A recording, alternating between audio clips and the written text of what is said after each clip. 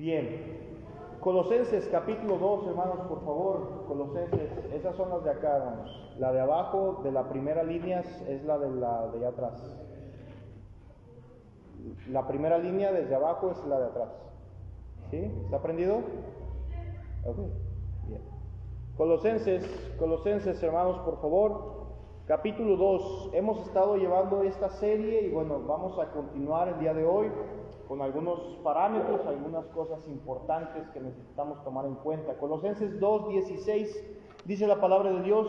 Sígame ahí, por favor, con su vista. Colosenses 2:16 dice: por tanto, nadie os juzgue en comida o en bebida, o en cuanto a días de fiesta, luna nueva o días de reposo, todo lo cual es sombra de lo que ha de venir, pero el cuerpo es de Cristo. Padre, gracias le damos por el tiempo que nos da de su palabra. Gracias, Señor, por el cuidado que da a su iglesia. Señor, en esta tarde pedimos, rogamos, su Santo Espíritu sea el que guíe a esta congregación en su palabra, a este siervo en la exposición de ella, rogando que quite cualquier predisposición y nos ayude a recordar qué es en lo cual debemos poner nuestro interés, nuestros ojos, Señor. Y rogamos nos ayude a llevar a la práctica el lineamiento bíblico. En el nombre de Cristo Jesús. Amén. Bien, hemos estado viendo, hermano, la problemática que Colosas estaba viviendo. Recuerden, esta iglesia en este lugar no fue, a diferencia de otras congregaciones que podemos ver en el Nuevo Testamento, no fue una iglesia que fue fundada por el apóstol Pablo como tal, sino que Epafras, siendo aquel creyente que había sido alcanzado por el evangelio de la gracia a través de Pablo, obviamente que él había predicado, él había llegado aquí a Colosas y comenzó a predicar al punto de que una iglesia se estableció. Ahora, ¿cuál fue la problemática? La problemática que tenemos en general en toda la Biblia del Nuevo Testamento con las iglesias y la misma problemática que se presenta en la actualidad. La problemática de falsos maestros, falsas enseñanzas, falsas direcciones en las doctrinas, al punto, hermano, de que Colosas comenzó a caer en una herejía tan profunda, hermano, que ellos pensaban y llegaban a enseñar que la gracia se podía alcanzar a través de distintas obras o de distintas formas de acciones. Me explico mejor. Una de las cosas que los Colosas comenzaron a permitir es que se predicara un evangelio diferente. Pablo, en el caso a los Gálatas, ya había hablado, ya había predicado, ya había exhortado a la iglesia referente a esta problemática, diciendo: si alguien viene y predica un evangelio diferente, no lo escuches, es un anatema. Aún si un mismo ángel del cielo, ¿verdad?, desciende y te habla de un evangelio diferente al que se ha predicado, dice: no lo oigas porque es un anatema. Ahora, Colosas, hermano, había cometido el grave error de haber permitido introducir a la iglesia enseñanzas que contradecían a la persona de Cristo. Ahora recuerde,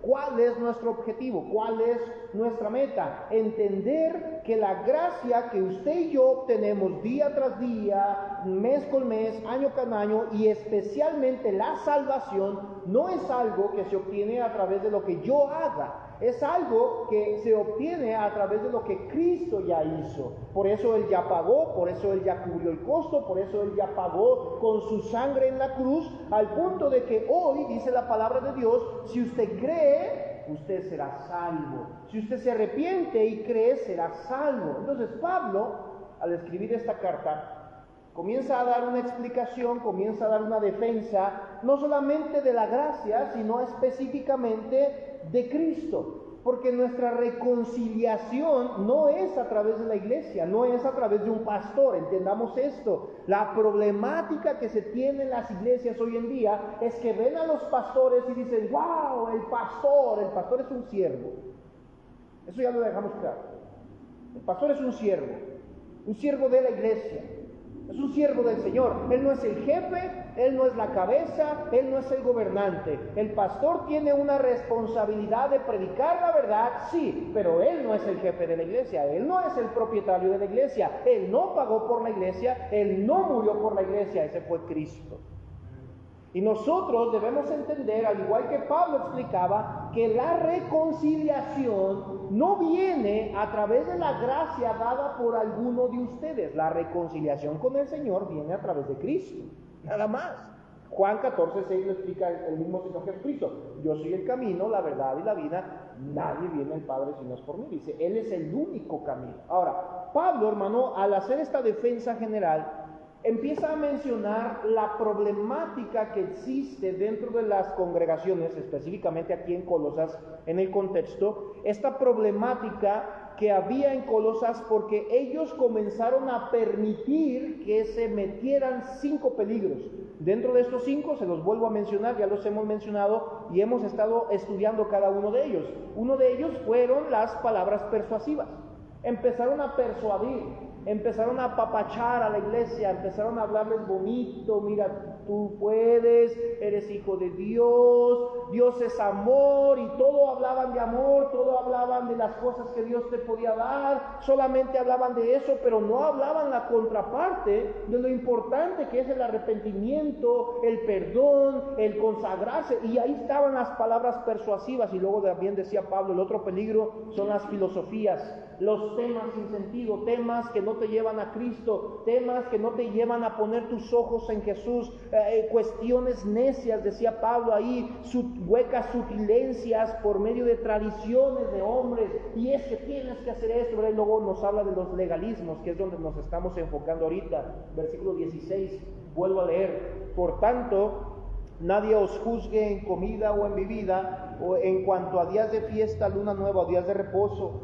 Pablo menciona esto, hermano, porque existió el problema, y sigue existiendo en la actualidad, donde se comenzó a levantar un movimiento que se le conoce como legalismo, el movimiento legalista. Es decir, que este legalismo pretendía, hermano, o enseñaba o enseña en la actualidad todavía, que la única forma de alcanzar la gracia de Dios o el favor de Dios para su vida es a través de ciertas acciones u obras que usted hace o no hace, de ciertos requerimientos religiosos o seculares. Por ejemplo, existen iglesias en la actualidad donde se le dice a la gente, si no diezmas, Dios no te va a bendecir. Y ese es el concepto. Tienes que diezmar, y pone, es que la Biblia habla de los diezmos, y la Biblia, y tienes que dar el 10%, y ese es el concepto. ¿Por qué insisten en ello? ¿Por qué persuaden a la gente con ello? ¿Por qué? Bueno, dice Pablo, porque son gente que solamente tiene un interés por las ganancias deshonestas. No le están enseñando a la gente la realidad de decir, mira, si tú vas a diezmar, hazlo de corazón, como dice el principio de la Biblia del Nuevo Testamento, cada uno dé como propuso en su corazón. Este parámetro quiere decir que la ofrenda, el diezmo, tiene que ser voluntario, no forzado. Pero ahí está la gente, ¿verdad? Forzando. ¿Quieres bendiciones de Dios? Da tanto dinero. ¿Quieres una gran bendición? Da más dinero, da más materialismo. Y empiezan los legalismos en esa área económica, pero también del otro lado, está del otro lado, la otra perspectiva del legalismo, donde empiezan las prohibiciones que no tienen algún fin. Ahora, reitero, todo el contexto, que lo vamos a estar estudiando con mucha calma, Pablo nos menciona, mira, todo este tipo de cosas, de abstenerse, de cuidarse, de no comer, de no ir a ciertos lugares, de no participar de ciertas cosas, dice, todo esto en realidad es bueno, no es malo, pero la realidad es esta, no tienen valor alguno contra los apetitos de la carne. Es decir, por más dinero que usted dé a la iglesia, hermano, eso no cambia la realidad de su pecado. La única manera en que usted cambie la realidad de su pecado es arrepintiéndose y dándole la espalda a su pecado. Hay gente que nos ha querido sobornar, ¿verdad? Yo le he platicado en innumerables ocasiones donde hay personas que se han atrevido a decir o han intentado chantajear, ¿verdad? Con los servicios de la iglesia. Pastores, que mire, a mí póngame a predicar, yo sé predicar, mire, a mí me gusta, pero la mujer que la traigo en la iglesia no es mi esposa, ¿verdad? Ando en adulterio, ando pecado, ando en drogas, ando en fornicaciones, ando cometiendo un montón de injurias, pero mire, pastor, usted no diga nada, y yo doy buenas ofrendas. No se trata de eso. pensando que con el dinero, con el uso, con el material pueden decir, bueno, no van a decir nada. No, hermano, la Biblia es tajante, ¿verdad? Hay que marcar donde dice es pecado y se acabó. Es pecado. Y la Biblia nos menciona, Pablo dice, mira, todas estas cosas en el uso son buenas, te van a ayudar, pero entiende esto, para las cosas de espirituales, para que limpies tu pecado, para que alcances la gracia, para que seas salvado, eso no te sirve. Porque el único que te salva, que te limpia, que te libera de ese pecado es Cristo. Entonces empieza Pablo a hablarnos de todos estos legalismos, de cómo debemos entender que estamos completos en Cristo. Hermano, mire, voy a reiterar, hermano, otra vez el versículo 9 y 10 de Colosenses 2, 9 y 10. Es un versículo maravilloso, dice, porque en Él, hablando de Cristo, en Él habita corporalmente toda la plenitud. Es decir, hermano, que la totalidad de quién es Dios, la palabra hebrea es Shekinah, en la totalidad del Shekinah de Dios, hermano, está en el cuerpo de Cristo. No está en la iglesia, no está en el pastor, está en Cristo. Es decir, todo lo que es Dios, todo lo que incluye Dios está en Cristo. Para poder favorecer, complacer, cumplir con las expectativas de Dios, yo no lo puedo hacer a través de la iglesia, de mis obras, de mis comportamientos, lo tengo que hacer a través de Cristo. Y dice Pablo ahí en el versículo 9, porque en Él habita corporalmente toda la plenitud de la deidad, y vosotros, ustedes y yo, los que creen en Cristo, dice, estáis completos en Él. Es decir, no requieres otra cosa. No ocupas dinero, no ocupas bienes materiales, no ocupas hacer sacrificios, no ocupas golpearte la carne o lacerarte la carne, no ocupas hacer mandas, no ocupas abstenerte de alimentos. Dice Pablo, en Cristo estás completo. No hay más. Y nos empieza a dar una explicación completa de ese bautismo con el cual fuimos bautizados y cómo nosotros, estando muertos en pecados, Él nos dio vida y nos perdonó. Versículo 13 dice, y a vosotros estando muertos, es decir, cuando permanecíamos allá en el pecado muertos, dice, en pecado sin la incircuncisión de vuestra carne, Cristo os dio vida juntamente con Él, perdonándonos, ¿cuántos pecados, hermano? Todos, dice ahí, perdonándonos todos los pecados. Versículo 14, y esto hizo algo, esto produjo algo, dice, anulando el acta de los decretos que había en contra de nosotros, que nos era contraria, quitándola del medio y clavándola en la cruz. Y eso es bien interesante, porque podemos entender entonces, hermano, que la única manera, la única forma, la única obra, la única acción que nos puede llevar a la presencia de Dios no está en mis manos, está en las manos de Dios, en las manos de Cristo. Porque Él dijo, yo te perdoné, y esa acta de decretos que tú tienes ahí, justo aquí una hoja, ¿verdad? Y dice el Señor, tú tenías una hoja, una acta ahí, esa acta de decretos que daba un listado de pecados. Aquí está el pastor Moy, ladrón, mentiroso, borracho, drogadicto, adúltero. Estoy dando un ejemplo,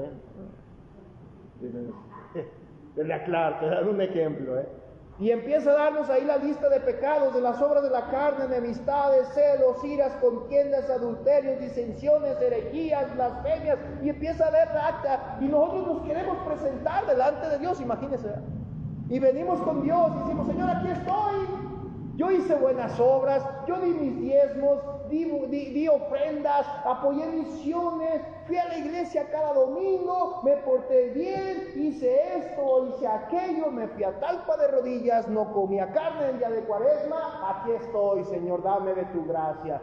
Y el Señor nos voltea a ver y nos dice, ¿y tú quién eres? Yo digo, yo soy Moy. Ok, Moy, a ver, vamos a ver el acta que tienes aquí. Uy, Moy, déjame decirte que no puedes hacer nada. Porque aquí hay un acta oficial que declara que tú eres culpable. ¿Qué tengo que hacer? Necesito un abogado. Y dice la Escritura que en Cristo Él es nuestro abogado Dice Él es el abogado de nosotros para con el Padre, Jesucristo el justo.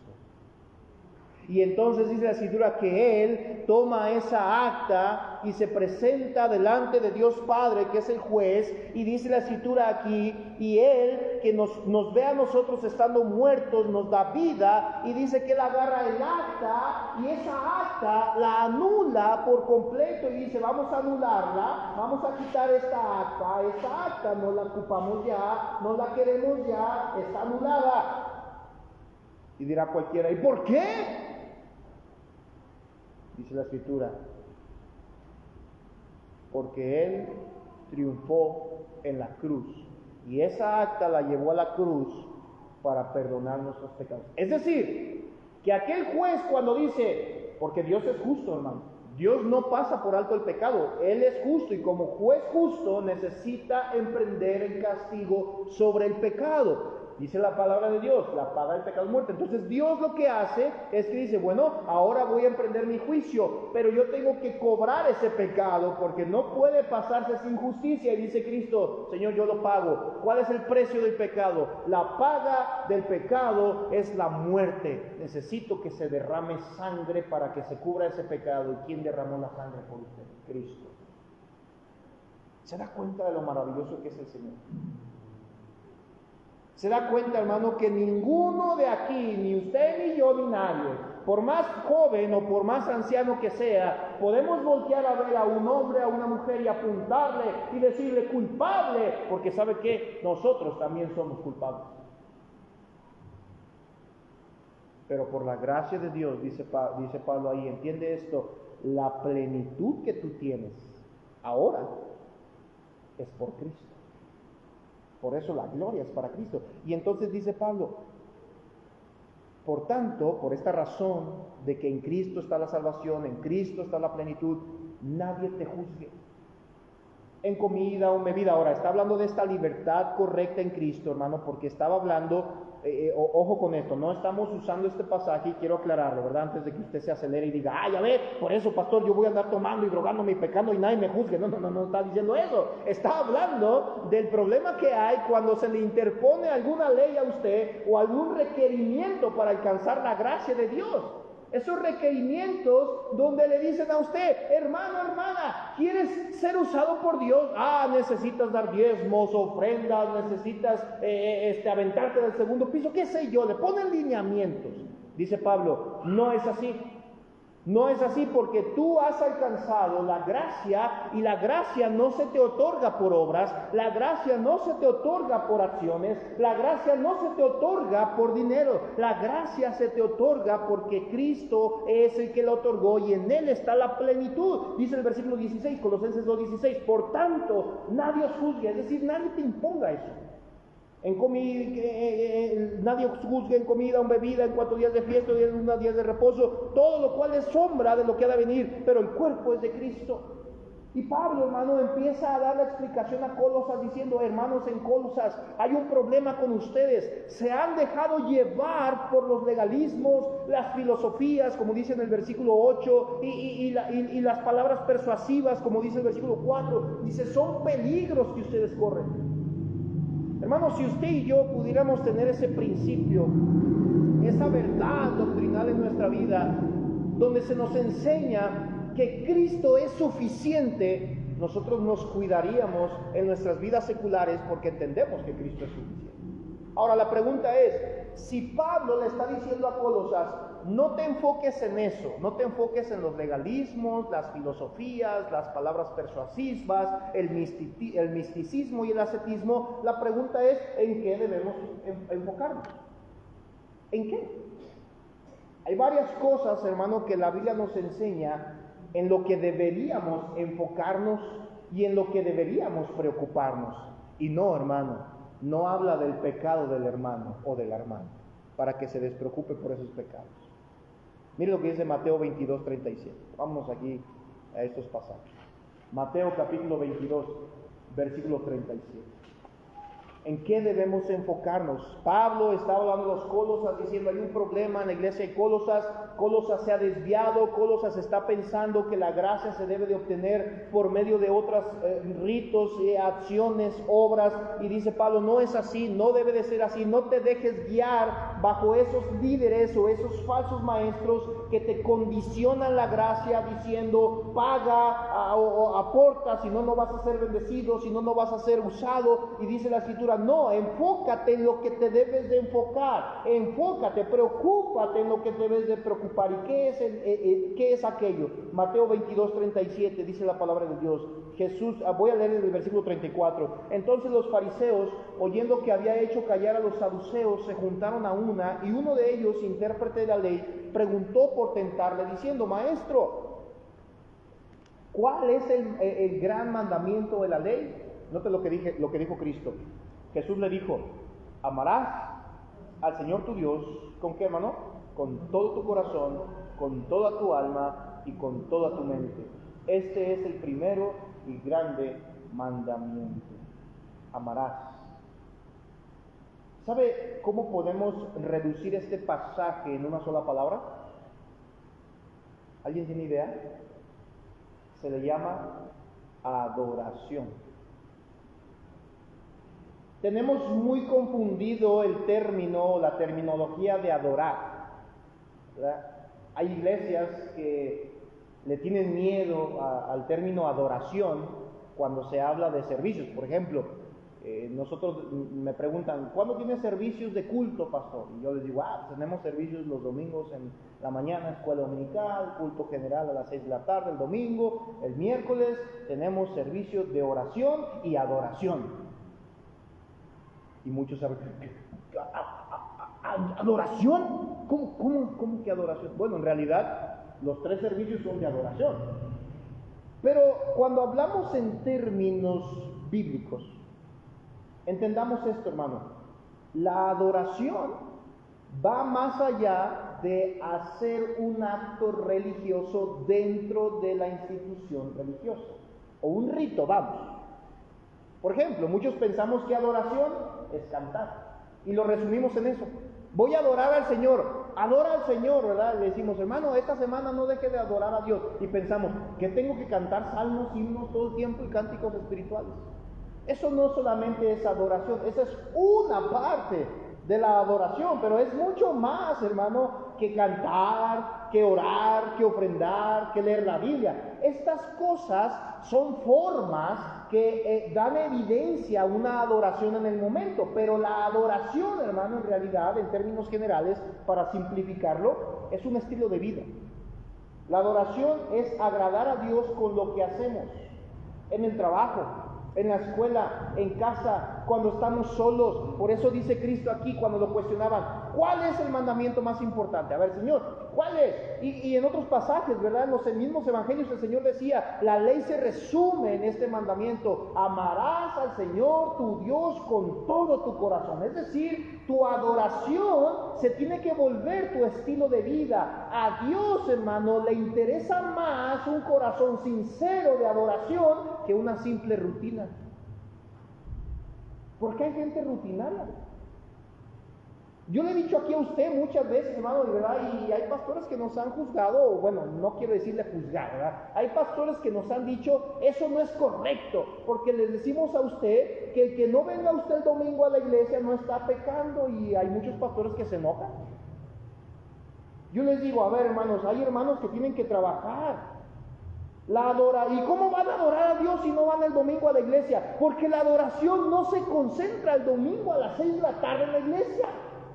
La adoración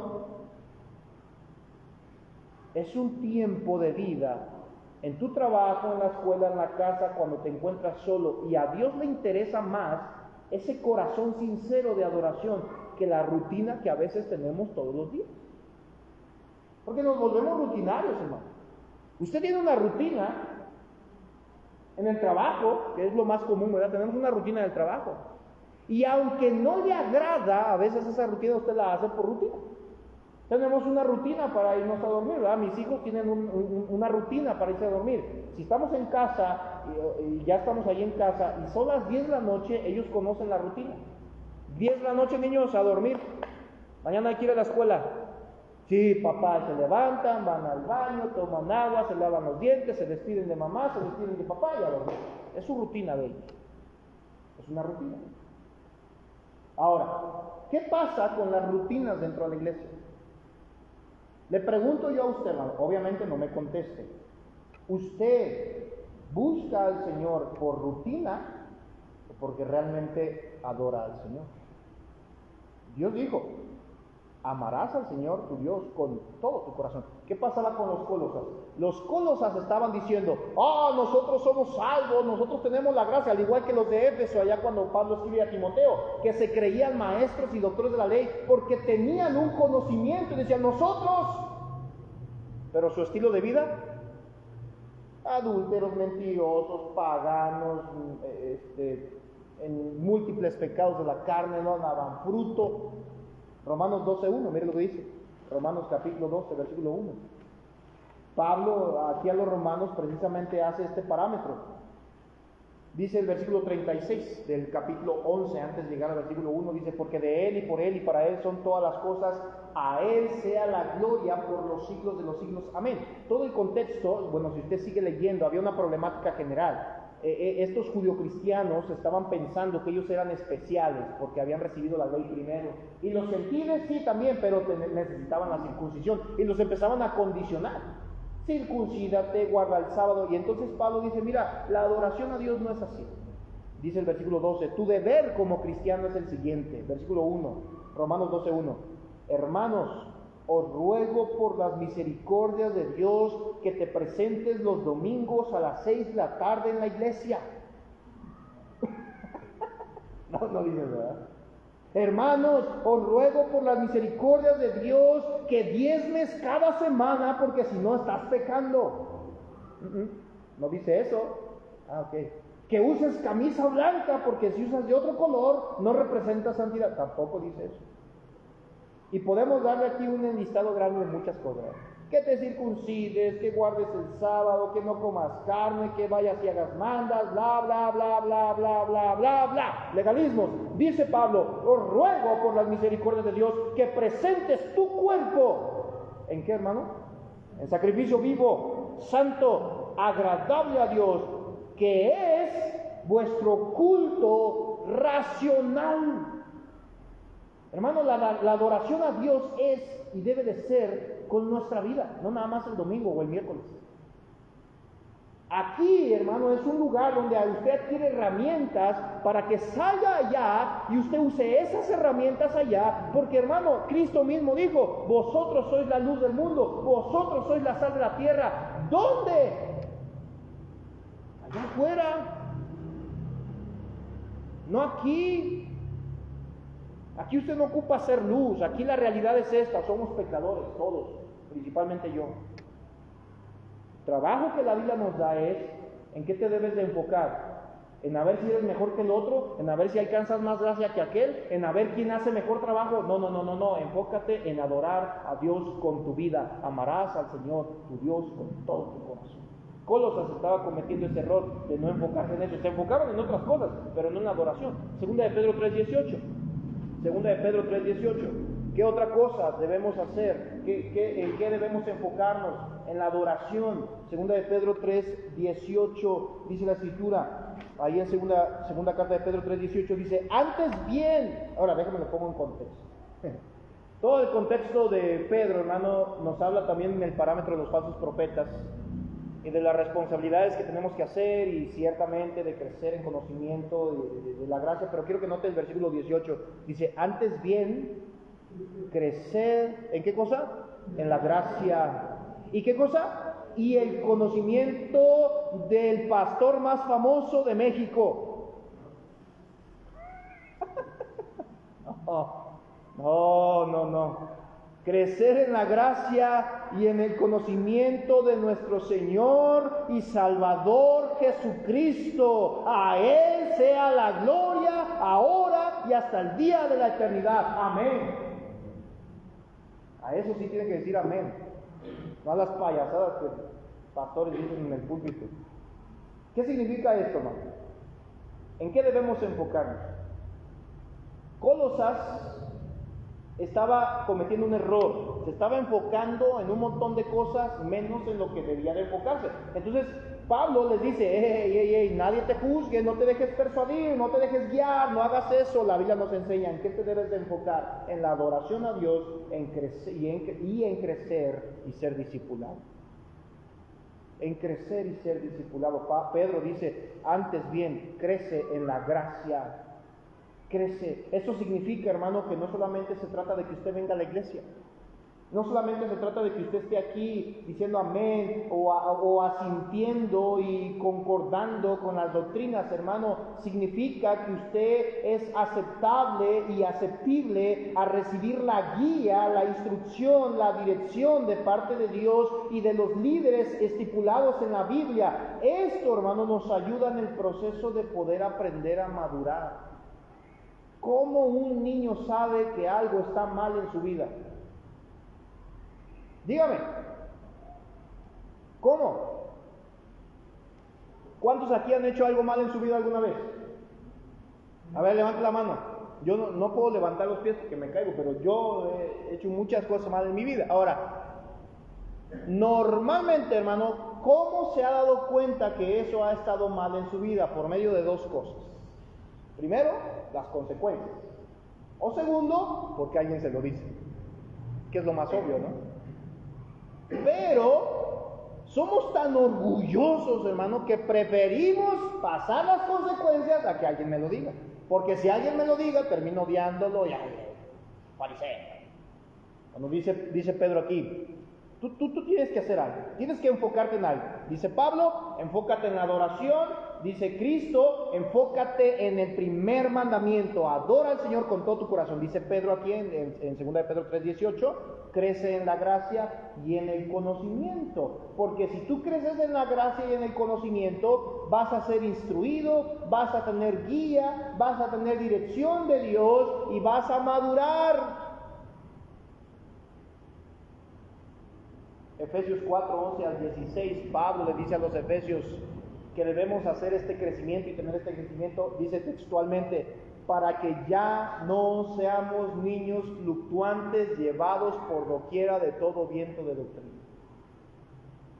¿Qué quiere decir esto? Que usted no anda tambaleándose como las ondas del mar. Un día sí, otro día no. Ahora sí quiero amarte, Señor, ahora ya no. Ahora sí traigo ánimo, ahora ya no. No estoy hablando, hermano, de las problemáticas que enfrentamos, porque cuando enfrentamos problemáticas en nuestras vidas, solemos tener desánimos, solemos tener desalientos, pero tenemos que seguir. Estoy hablando de la realidad de dejar de crecer y de adorar a Dios por cualquier cosa. ¿En qué se debe de enfocar? En adorar, en crecer. Mire lo que dice Hechos 2:46. Hechos 2:46. Hechos 2:46. Tenemos el registro de la historia de la iglesia primitiva. Y dice la palabra de Dios en Hechos 2:46. Y perseverando unánimes cada día en el templo y partiendo el pan en las casas, comían separados, ¿no, verdad? Comían juntos con alegría. ¿Y qué, hermano? Y sencillez de corazón. Bueno, el contexto en general del versículo 43 al 47 nos habla de la obra que la iglesia estaba haciendo, de este compañerismo, de este trabajo unido. Mire, hermano, ¿en qué debemos enfocarnos en la iglesia? En la iglesia debemos enfocarnos más que nada y sobre todo y principalmente en la adoración a Dios. Alabar al Señor, crecer en el conocimiento de Dios, pero también la Biblia nos enseña que necesitamos tener compañerismo con otros cristianos. Y eso lo incluye a usted. Compañerismo, hermano, déjemela claro, no es, ya lo vi, ya me vio, Dios te bendiga, tú también, bye. Eso no es compañerismo. Compañerismo, como la misma palabra lo dice, hermano, es brindar voy a decirlo de esta manera, brindar un cuidado, un calor. Hermanos, somos parte de un cuerpo y debemos cuidar ese cuerpo. Debemos ayudarnos mutuamente, orar unos por otros, velar por las necesidades de los demás, estar en esos momentos difíciles. No nada más cuando hay fiesta, ¿verdad? Porque ahí sí queremos estar. ¿Te enteraste que fue cumpleaños del hijo del pastor? Vámonos todos, ¿verdad? Y quieren llegar ahí, vámonos. Pero ¿te enteraste que falleció el familiar del hermano? El compañerismo incluye estar ahí, aunque yo no sé qué decir, llegar y decir, hermano, hermana, aquí estamos. Compañerismo incluye, hermano, sobrellevar las cargas de los otros, dice Gálatas 6, 2 y 10. Gálatas 6, 2 y 10. Sobrellevar las cargas unos de los otros. ¿Qué quiere decir esto?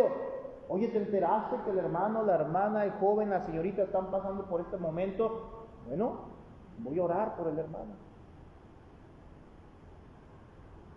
1 Corintios 12:27 nos dice que somos el cuerpo de Cristo, y así como un miembro de nuestro cuerpo moriría si se aparta, de la misma manera, hermano, nuestra vida espiritual se seca cuando no estamos ligados y sujetos al cuerpo espiritual.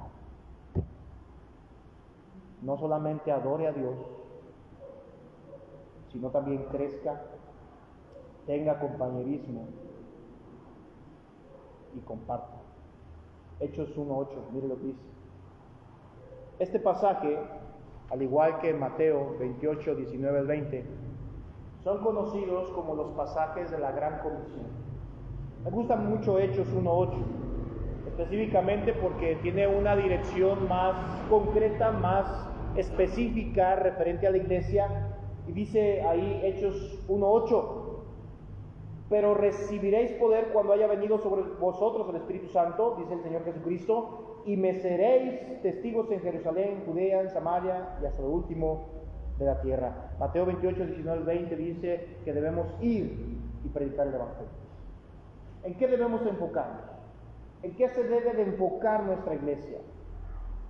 ¿En pelearnos a ver de qué color vamos a pintar? Ni hemos pintado, el que está ondeado nada más.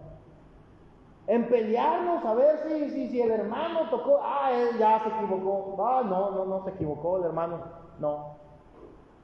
Yo lo haría mejor, entonces ¿por qué no lo haces? No, es que pastor, llegamos y las sillas estaban sucias. No, y empezamos a enfocarnos en cosas que no debemos enfocarnos. Dice la Biblia, adora, crece, ten compañerismo, comparte del Evangelio. Compartir de Cristo, hermano, a otros es lo que nos refuerza a nosotros a no caer en el error que cayó la iglesia de Colosas, la iglesia de Éfeso, la iglesia de Corintios, la iglesia de los Gálatas, la iglesia de Tesalónica, la iglesia de Jerusalén. Se empezaron a enfocar en un montón de cosas en las cuales eran secundarias. No estoy diciendo que no son importantes, porque al igual que dice Pablo ahí en Colosenses, dice, estas cosas en el uso son buenas, pero no te benefician para más. No es que haya un beneficio general, no es que exista un beneficio grande. La realidad es esta: Dios te ha dado la gracia a través de Cristo. Ahora tú enfócate a predicar de Cristo. Pero si no lo hacemos así, hermano, cometemos el error de los Colosas y olvidamos por completo la plenitud de vida en Cristo. Y recuerden lo que le dijo Pablo a Timoteo, que si dejamos de predicar a Cristo a través de nuestras vidas y a través de lo que hacemos, nosotros caemos en blasfemia, porque sabemos lo que debemos hacer. Mire, hermano, termino con esto. Dice Colosenses 2:16: por tanto, nadie os juzgue en comida o en bebida o en cuanto a días de fiesta y de luna o días de reposo. Pablo estaba diciendo, no te dejes llevar por esos lineamientos que no son bíblicos, que no te van a poner la vista en Cristo. Tú debes de adorar, tú debes de tener compañerismo, debes de crecer, debes de compartir. Porque si no hacemos esto, cometemos el error de Colosas, que perdieron el objetivo de la iglesia. ¿Ha escuchado usted, hermano, de Mahatma Gandhi? Este ancianito de lentes, calvo, hindú. Bueno, sí, no sé si era hindú, me parece. Sí. Creo que profesaba la filosofía budista, me parece, si no estoy equivocado. Y en la biografía de Mahatma Gandhi, le aclaro, él no es cristiano, pero me llamó mucho la atención algo que él dijo en su biografía que publicó en la India.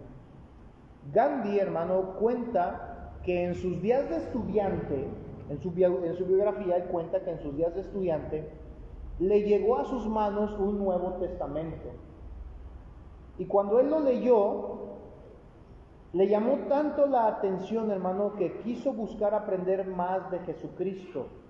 E incluso pensaba que él estaba dispuesto a ser bautizado en una iglesia local. Él pensaba, hermano, que el cristianismo, la enseñanza de Cristo como tal, los principios bíblicos y las doctrinas, él pensaba que era la solución a los prejuicios raciales que existen en la India. No sé si usted conozca un poquito de la cultura, pero ellos se manejan por castas. Si usted nace pobre, se muere pobre. Ahí no hay manera de subir, son castas lo que ellos manejan, hay niveles. Y Gandhi, hermano, consideraba que la manera de enseñar de Cristo era de tal importancia que con eso se podría terminar con las diferencias, las castas que existían en la India y en África del Sur. Pero él mismo cuenta en su biografía, hermano, que al intentar buscar a un grupo de cristianos y al relacionarse con ellos, él después argumentó y escribió diciendo: los cristianos tienen a un gran Cristo, pero ellos son muy pequeños como cristianos. Me agrada el Dios de los cristianos, pero de ellos no puedo decir lo mismo. Wow. ¿Qué tipo de trato le dieron a este hombre para que él pudiera ver a través del Evangelio, de la Escritura, a Cristo, pero a través de los cristianos no ver a Cristo? ¿Se da cuenta del problema? Pablo a los Colosas les dijo: hermanos, no te desenfoques, nadie te engañe con palabras persuasivas, nadie te engañe por filosofías huecas. Enfócate en adorar al Señor, en tener compañerismo y en predicar a Cristo. Si hacemos eso, hermano, el propósito de esta iglesia seguirá de pie. Sí, pastor, es que hay mucho pecado, hermano. Todos aquí somos culpables del pecado y no estamos justificando eso. La Biblia nos marca: arrepiéntete, cree en el Señor, arrepiéntete y deja tu pecado. Pero ¿en qué debemos enfocarnos? En adorar al Señor, porque solo Él merece la gloria. Oremos. Padre, gracias, le damos por el tiempo que nos da de su palabra, gracias por su cuidado, por su dirección. Señor, le pedimos nos ayude a seguir aprendiendo de estos pasajes que usted nos ha dejado como testimonio. Espíritu Santo, ruego nos ayude a seguir creciendo, a seguir avanzando en su palabra y sobre todo, Señor, a seguir predicando de usted, de la gracia, para que todo aquel que crea en usted sea salvo. Gracias por la iglesia, gracias por los que nos acompañan el día de hoy. Le pedimos nos ayude a poner la mirada en usted solamente, poner los ojos en Cristo. Bendiga el tiempo, mi Dios, y le dejamos en sus manos cada necesidad, cada petición. Y ayúdenos, Señor, a salir renovados, entendiendo que usted ha pagado todo por nosotros y en usted está la plenitud. Con eso, nosotros somos corresponsables de hablar de su palabra y de vivir dignamente para dar testimonio de quién es usted. En el nombre de Cristo Jesús. Amén.